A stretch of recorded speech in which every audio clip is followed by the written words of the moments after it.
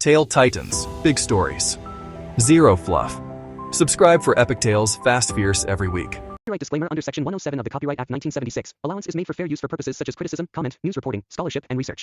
Fair use is a use permitted by copyright statute that might otherwise be infringing. Non-profit, educational, or personal use tips the balance in favor of fair use. வணக்கம் நண்பா. நாம இப்போ அஸ்லாங்கிற ஒரு மாயாஜால மந்திரத்தை பார்க்க போகிறோம். வாங்க நிறைய வீரர்கள் வருவாங்க போவாங்க. ஆனால் அவங்க எல்லாம் வாழ்ந்துட்டு இருக்கிறது கதைகள் மூலமாக மட்டும்தான். அப்படி ஒரு வீரனோட கதையை தான் இப்போ நம்ம பார்க்க போகிறோம். அதாவது முன்னொரு காலத்தில் சாக்ஃபர்ன்ற ஒரு குடியவன் என்ன பண்ணிட்டு இருந்தான்னா, மக்கள் எல்லாரையும் கொண்டுகிட்டு இருந்தான். அவன் மனித இனத்தையே அழிக்கிற ஒரு போராட்டத்தில் இருந்தான். கண்ணில் பார்க்குறவங்க எல்லாம் காரணமே இல்லாமல் கொண்டுகிட்டு இருந்தான். இந்த மனித இனத்தை காப்பாற்றி ஆகணுன்றதுனால ரெகுமன்றவன் இந்த பொறுப்பை எடுத்துக்கிட்டு அந்த ஜாக்ஃபாரை அழிக்கிறதுக்காக அவன் ஒரு பெரும் படையை திரட்டி ஜாக்ஃபார் படி வந்து நிற்கிறான். அப்போ அங்கே இருக்கிற மத குருமார்கள் எல்லாரும் ரெகுமானுக்கு சப்போர்ட்டாக ஒரு மந்திர வாழையும் கொடுத்து போய் ஜாக்ஃபாரை அழிச்சிடுவான்னு சொல்கிறாங்க.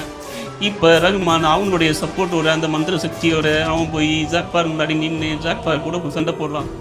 அப்படி ரகுமான் ஒரு வழியாக சண்டை போட்டு ஜாக்ஃபாரை ஒரு டைமண்ட் மந்திரக்கல்லுக்குள்ளே அடைச்சிடுவான். அந்த டைமண்ட் மந்திரக்கல்லுக்குள்ள உயிரையை அடைச்சி அவனை அடைச்சி அதை பத்திரமா ஒரு புனித கோயிலில் இருக்கிற ஒரு குகையில் வச்சு அடைச்சிடலான்னு சொல்லிட்டு அதை குதிரையில் போட்டு போயிட்டு இருக்காங்க. அப்போ நம்ம ஜக்பரோட ஆள் ஒருத்தி வந்து இங்கே இருக்கிற வீரர்கள்லாம் அடிச்சு போட்டு அவங்களெல்லாம் மர்மமான முறையில் கொண்டுட்டு அந்த டைமண்ட்களில் அவங்ககிட்ட இருந்து பிடிக்கிட்டு அவள் தப்பிச்சு போயிடுறான். அப்படி தப்பிச்சு போன அந்த சூனியக்காரி அவர்களுடைய அக்கா இருக்கிற இடத்துக்கு போய் அங்கே நம்ம ஜாக்ஃபாரை அடிச்சு வச்சுருக்கிற அந்த கல்லை காமிச்சு எப்படியாவது இதுலேருந்து ஜாக்ஃபாரை விடுதலை பண்ணுங்க அப்படின்னு அவங்க கிட்ட கேட்குறாங்க. அவங்க எல்லாரும் நாங்கள் என்னதான் சூனியக்காரியாக இருந்தாலும் இது நல்ல சக்தி மூலியமாக அடைக்கப்பட்டது, அதனால் எங்களால் முடிஞ்ச முயற்சியை பண்ணுறோம் அப்படின்னு சொல்லி, ஆனால் அதுக்கு ஒரு விஷயம் வேணும், நீ ஒரு விஷயத்தை ஒத்துக்கிட்டு தான் மட்டும்தான் நாங்கள் இதெல்லாம் செய்வோம் அப்படின்னு சொல்லி ஒரு கண்டிஷனுக்கு ஒத்துக்க சொல்லி இவங்கெல்லாம் செய்கிறாங்க.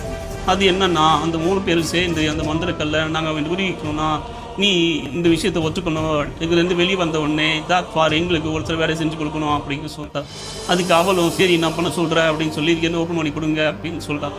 உடனே அந்த 3 பேரும் தங்களுடைய மந்திர சக்தியை போட்டு மந்திர வார்த்தைகள் மூலிமா அந்த கல்லை ஒரு வழியாக வெடிக்க வைக்கிறாங்க. அதுக்குள்ளே இருக்கிற ஜாக்ஃபாரை வெடிவிக்கிறாங்க.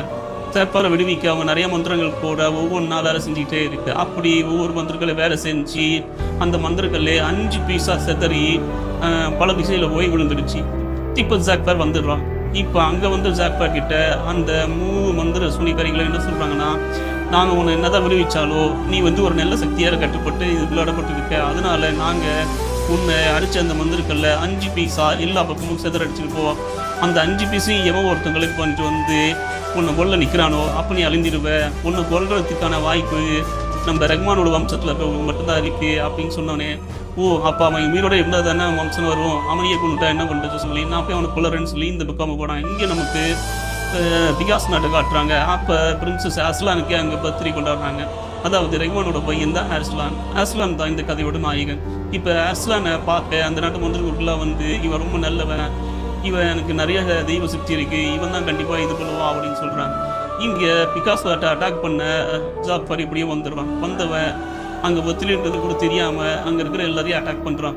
இப்போ ரஹ்மான் சொல்கிறான், நான் போய் அவனை அழிக்கிறேன், இந்த மாதிரி அவனை விட மாட்டேன்னு சொல்லி அழிக்கிறதுக்கு கற்றுக்கிட்டு போகிறான். அப்போ அங்கே இருக்கிற மத குருக்கெல்லாம் சொல்கிறாங்க, இப்போ அவன் அழிக்கிறது முக்கியம் இல்லை, அவங்கிட்ட இருந்து எப்படியாவது நாம் பிரின்சஸ் அஸ்லானை காப்பாற்றணும், அதுதான் இப்போ நம்மளுடைய ஒரே குறிக்கோள், நான் அஸ்லான் மட்டும்தான் அவனை அழிக்கக்கூடிய ஒரே சக்தி அப்படின்னு சொல்கிறாங்க. உடனே தான் குழந்தைக்காக தான் தியாகம் பண்ணுறேன்னு சொல்லி அங்கே இருக்கிற எல்லா வீடுகிட்டையும் நம்ம ரஹ்மான் போராடுறோம். இந்த பக்கம் அரிசி எப்படியோ அஸ்லானை ஒரு இடத்துல உரமாக வச்சுட்டு அவங்களும் தங்களால் முடிஞ்ச அளவுக்கு சண்டை போடுறாங்க.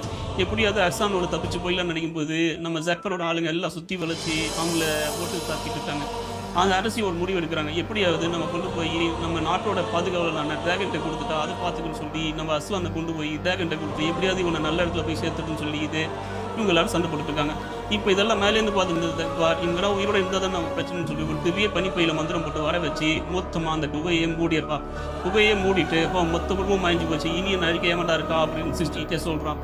ஆனால் அவனுக்கு தெரியாத ஒரு ட்விஸ்ட் என்னன்னா, இந்த பக்கம் நமக்கு காட்டுறாங்க. அப்போ தான் தெரியுது அந்த டிராகன் நம்ம அஸ்லானை எப்படியோ காப்பாற்றி அங்கேருந்து பறந்து போயிடுச்சுன்னு. இது தெரியாத வேறு அஸ்லான் அழிஞ்சிட்டா அவன் குடும்பமே அழிஞ்சிட்டு நினச்சிட்டு இருக்கான். இங்கே அந்த குழந்தையை காப்பாற்றிட்டு வந்த டிராகன் அஸ்லானை கொண்டு வந்து ஒரு மந்திர ஸ்கூலில் போட்டுடுது. அங்கே இருக்கிற மாஸ்டர் கிட்ட சொல்லுது, நீங்கள் தான் எப்படியாவது இதை காப்பாற்றணும் அப்படின்னு சொல்லிட்டு அந்த குழந்தைய வாங்கின அந்த மந்திர குரு அந்த குழந்தைய பார்த்துட்டு ஓகே அப்படின்னு சொல்லிட்டு அங்கே என்ன நடந்தோம்னு நினச்சி பார்க்குறாரு. பார்த்தா அந்த அஸ்லானுடைய குடும்பத்தையே சக்கரை வச்சது அவருக்கு தெரியுது. இப்போ நான் பெரிய சக்தி வாய்ந்தவெல்லாம் மாத்துறேன், இது எப்படி பையன் பொறுப்பு அப்படின்னு சொல்லி அந்த குழந்தைய அந்த மந்திர குரு எடுத்துக்கிறாரு. இப்போ அஸ்லான் அந்த மந்திர பள்ளியிலேயே ஒரு ஓரமாக வல்லஹான் அந்த டிராகனும் அங்கே தான் இருக்குது. அந்த மாஸ்டர் இவனுக்கு நிறைய மந்திர சக்தி சொல்லி கொடுத்து இவனை நான் பெரிய ஆளாக்குறேன் அப்படின்னு சொல்கிறாரு. இப்போ நமக்கு அந்த மந்திர பள்ளியோட பேர் ஷெலாங். அந்த ஷெலாங்கை காட்டுறாங்க. இப்போ ஷெலாங்கில் அஸ்லான் அவனை மாதிரி நிறைய பசங்க அங்கே படிச்சுட்டு இருக்காங்க. அஸ்லான் இப்போ ரொம்ப பெரியவனாக வளர்ந்துட்டான். வளர்ந்து வந்த அஸ்லான் தன்னை காப்பாற்று அந்த டிராகன்ட்டு போய் வானம்படி பேர் கொஞ்சம் பறந்து வெளியே போயிட்டு வரலான்னு சொல்லி அஸ்லான் டிராகன் மேலே பயணிச்சு அப்படியே கடல் மேலே பறக்கிறான். ஜாலியாக அப்படியே சுற்றி பார்த்துட்டு திரும்ப ஸ்கூலுக்கு வந்த அஸ்லான், நீ மட்டும்தான் எனக்கு இருக்கிற ஒரே துணை, பொண்ணு மட்டும்தான் எனக்கு பிடிக்கும் அப்படின்னு சொல்லி இஸ்லான் பேசிக்கிட்டு இருக்கா. அப்போ திடீர்னு ஒரு பெல் அடிக்க சத்தம் கேட்குது. இந்த பெல்லு ரொம்ப பழக்கப்பட்ட சத்தமாக தெரியுது அப்படின்னு சொல்லிட்டு பார்க்குறான். பார்த்தா அந்த மேஜிக் ஸ்கூலுக்கு தான் ஐயோ டைம் ஆயிடுச்சு அப்படின்னு சொல்லிட்டு அஸ்லான் அங்கேருந்து ஓடுறான். இப்போ இந்த பக்கம் மேஜிக் ஸ்கூலில் படிக்கிற பசங்களெல்லாம் நமக்கு காட்டுறாங்க. நிறைய பசங்க அந்த ஸ்கூலில் படிச்சுட்டு இருக்காங்க. அப்போ ஒரு பசங்க ஒரு பொண்ணுக்கிட்ட ஒரு 3 பெல்லை காமிச்சு அதுக்குள்ளே ஒரு தங்கத்தை ஒழிச்சு வச்சு இப்போ இந்த 3த்தையும் மாற்றி வச்சு இதில் எதுக்குள்ளே இருக்குது அப்படின்னு ஒரு மந்திர சக்தி மூலமாக நீ கண்டுபிடிச்சி சொல்லலாம் அப்படின்னு சொல்லி மாட்டாங்க. அவங்க மாற்றி வச்சதோ இந்த பொண்ணு தன்னுடைய எக்ஸ்ரே பவர் யூஸ் பண்ணி இதுக்குள்ளே தான் இருக்குன்னு அவள் சொல்கிறான். நான் பார்த்தாங்க இல்லை. உடனே அங்கே இருக்கிற மற்ற பசங்களாம் அவளை கலாய்க்கிறாங்க. நீ இன்னும் ஒன்றுமே படிக்கலையா, நீ எப்போ தான் படித்து இதில் கண்டுபிடிக்க போகிறவங்க பவர் எப்போ தான் யூஸ் பண்ண போகிறோன்னு கலாய்க்கிறாங்க. அதை பார்த்த உடனே அப்படியா உங்களுக்கு அப்படி என்னோட பவர் இருக்குது அப்படின்னு கேட்ட உடனே அவனுக்கு 2 பேரும் கையை மட்டுன உடனே பார்த்தா ஒரு பெரிய இரும்பு கையாக மாறி அப்படி அங்கே இருக்கிட்டே அப்படின்னு இருக்கிறானுங்க. ஏன்னா அவனுக்கு தான் இரும்பு கை மாயா இருக்கு. இப்போ அவனுங்களுக்கு பாசன்னு சொல்லிட்டு ஒருத்தவன் அங்கேயே இருப்பான். அவன் வந்து இவங்களுக்குலாம் ஏன்டா நீங்கள் பேசுறீங்க, நம்ம பவர்லாம் அவளுக்கு பாதி கூட தெரியாது, இவங்களுக்குலாம் நம்ம பேசி டைம் வேஸ்ட் பண்ணான்னு சொல்லி அவளை கலாய்ச்சிட்டு இருக்கான். அவளுக்கு கோவம் தலைக்கு ஏறுது. அப்படியா அவனுங்களுக்காக ஏதோ கொஞ்சமாக சொல்லியும் பவர் இருக்குது, உனக்கு அப்படி என்னடா பவர் இருக்குது, நீலாம் பேசுகிற அப்படின்னு சொல்லி அவன் திரும்ப கலாய்க்கிறான். என் பவர் நீ பார்த்து தாங்க மாட்டேங்கன்னு என்ன பார்க்குறியா, நான் ஒரு சாம்பிள் கட்டணுமான்னு சொல்லி அந்த பையன் தன்னோட பவர் என்னன்றதை காட்டுறான். அதாவது அவனுக்கு புலி மாதிரி உருவாடுற சக்தி இருக்கு. அவன் தன்னுடைய மந்திரத்தை யூஸ் பண்ணி புலி மாதிரி மாறினானா புலியோட குணத்தை அப்படியே அவனுக்கு இருப்போம். புலி மாதிரியே தாவுவான், புலி மாதிரியே கத்துவான், எல்லாமே பண்ணுவான். ஸோ அவனுக்குள்ளே இருக்கிற அந்த புலி திறமையை அவன் சாம்பிளாக காட்டுறான். அதை பார்த்த உடனே அங்கே இருக்கிற அவனுடைய அழுகைங்கள்லாம் சூப்பர் தெளிவா எங்கள் தெளிவாக தான் மாசி அப்படின்னு எல்லாம் சொல்லிட்டு இருக்காங்க. இப்போ அஸ்லான் உள்ளே வந்தோடனே இவரு தெரியாதா, இவர் தான் நம்ம ஸ்கூலோடைய டாப் ஸ்டூடெண்ட், ஆனால் என்ன ஒரு மேஜிக் பவர் இருக்குது, அதை தான் இந்த கம்பி ஓட்ட வச்சுட்டு இருப்பான்னு சொல்லி அஸ்லான் எப்பவுமே கையில் வச்சுட்டு இருக்கிறேன். அவனோட ஆயுதத்தை எடுத்து இதை வச்சு எப்படி யூஸ் பண்ணணும் கூட அவனுக்கு தெரியாது, சும்மா இதை சுற்றிட்டு இருப்பான், இது ஒரு பவர்னு சொல்லி சுற்றிட்டு இருக்கான் அப்படின்னு. அந்த பொண்ணு உனக்கு அவ்வளோதான் மரியாதை அப்படின்னு சொல்லி அவனுக்கு திட்டுறான். ஒன்று சிம்பத்தியா இங்கே அடிச்சு அங்கே வரைக்குதா அப்படின்னு சொல்லி அவன் 2 பேரையுமே கலாய்க்கிறான்.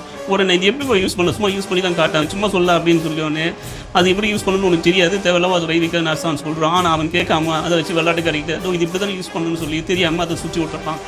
இதோட இந்த எபிசோடு முடியுது. தொடர்ந்து பார்த்தேன். சப்ஸ்கிரைப் ஜெய் ஜெகன்ஸ்.